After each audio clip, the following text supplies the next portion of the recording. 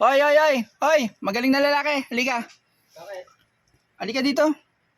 Pamakdo-makdo ka pa. Halika dito. Bakit? Di ba ikaw yung ikaw yung kumuha sa kapatid kong nag-garantor yung kapatid ko sa'yo?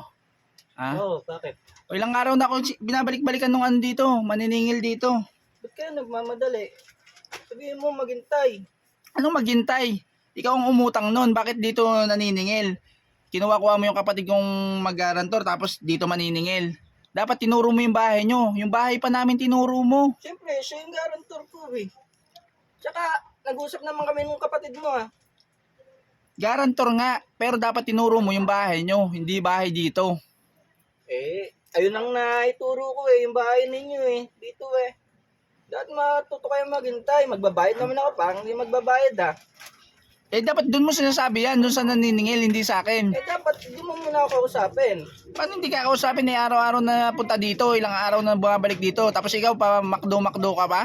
Bakit? Tapos yung utang mo hindi mo nababayaran? Bakit masama ba bumili nito paminsan-minsan? Bumili ka niyan kung makabayad ka na ng utang mo. Maghintay siya kamo. Maghintay kayo, hindi yung inaapuran nyo ako. Maghintay. Ituturo ko yung bahay mo para sa inyo na maningil, hindi yung tiyataguan mo yung naniningil sa'yo. Ang tinataguan, parang hindi na kinabang ang kapatid mo doon Paano nakanabang? Bakit? Magkano ba binigay mo? Garantor ko siya. Bakit? Nagbigay naman ng 500 500? Oo. Alam mo makakabuhay na yung 500 mo? Ha? Kahit malaki na yun. 500. Araw-araw may naniningil dito Hindi mo alam yung perwisyong ginagawa ng Binabayaran nyo ba? Hindi lang binabayaran pero perwisyon na pag napunta dito, laging naniningil. Kayo yung nagagalit. Di nyo naman pala binabayaran. Buti kung binayaran nyo. Sabihin mo maghintay. Magbabayad naman ako Sa katapusan, kamo mo. Bayaran mo para hindi nabalik-balik dito. Babayad ako pero wag nyo akapurahin. Ako magsasabing kailan ako magbabayad. Hindi yung inaapuran nyo ako Wala pa ang pera. Galing-galing mo kasi mangutang Hindi ka marunong magbayad Wala pa ang pera Binili ko na nga ng pagkain Unahin ko pa yung pagkain, pamakdo-makdo ka pa. Sabi mo wala kang pera. Saka nakinabang yung kapatid mo doon. Huwag kayong magreklamo sa akin. Hindi lang ako nakinabang. Mahilig ka kasi mangutang. At least magbabayad naman. Sa Babayad. Okay lang ka magbabayad. Katapusan na Katapusan. Anong taon?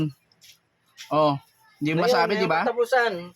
Basta kung puro ka katapusan, hindi mo naman sinasabi kung anong taon. Pag nagkapera ako, sabihin mo, babayad ka agad ako. Kailan pa yung mo, sinasabi mo? Kaya nga, sabihin mo nga doon para hindi na kayo kinukulit doon. Pati ako kinukulit nyo kami kinukulit dito utang mo yun syempre, garantor ko yung kapatid mo malamang. Saka yung utang ng ina mo. Sabi mo dito, magbayad dito yung utang ng ina mo, pumunta dito. Bakit pati yung ina ko?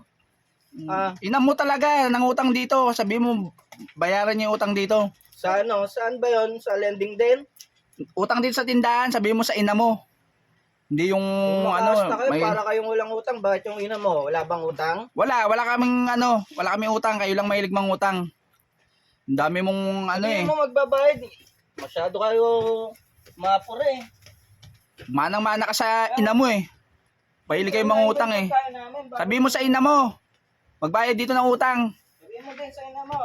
Parehas kayo ng ina mo. Mahilig kayo mangutang.